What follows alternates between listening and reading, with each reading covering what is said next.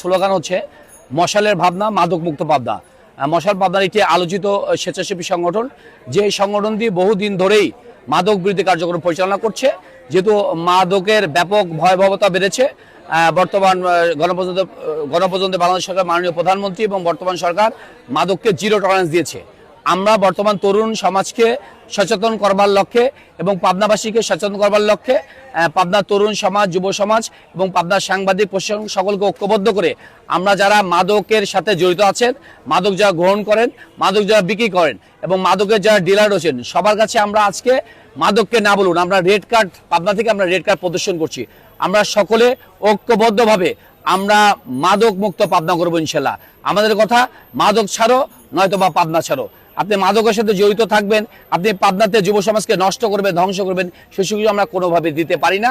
আপনাদের সকলকে ঐক্যবদ্ধ করে ইনশাল্লাহ আমরা এটি মাদক মুক্ত পাবনা করবো ইনশাল্লাহ।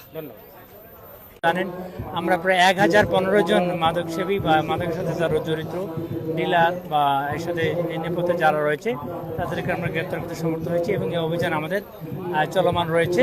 আসলে এটা শুধু জেলা পুলিশেরই কাজ না, আমরা যেটা ভাবি মশালের ভাবনা এই স্বেচ্ছাসেবী সংগঠন অবশ্যই আমরা ধন্যবাদ দেব যে তারা আমাদের সাথে একাত্মতা ঘোষণা করে পাবনা জেলাবাসীকে সচেতনতার উদ্যোগ হিসেবে আজকের এই সাইকেল র্যালিটা গ্রহণ করছে। আমরা আসলে এর সাথে একাত্মতা ঘোষণা করছি। নমন ভাইয়ের ভাবনা, নমন ভাইয়ের ভাবনা, মাদক মুক্ত পাবনা, মাদক সেই যেখানে প্রতিরোধ হবে সেখানে।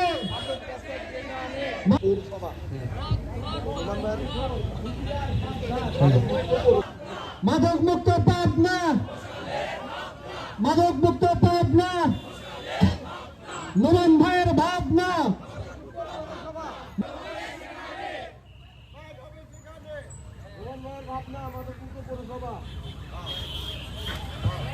মূল প্রতিপাদ্য মশালের ভাবনা, মাদক মুক্ত, মাদক মুক্ত পাবনা।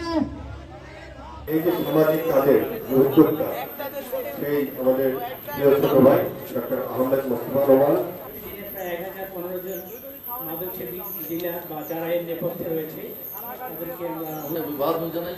এই সরকারটা চমৎকার সরকার আজকে এখানে আমাদের ঠিক আছে, মাদককে, মাদককে কর্তৃক আয়োজিত আজকের মাদক বিরোধী সাইকেল র্যালিতে উপস্থিত রয়েছেন সম্মানিত সভাপতি জনাব ডাক্তার আহমেদ মোস্তফা রহমান, অতিরিক্ত পুলিশ সুপার জনাব মোহাম্মদ রেজিনুর রহমান, বিশিষ্ট সাংবাদিক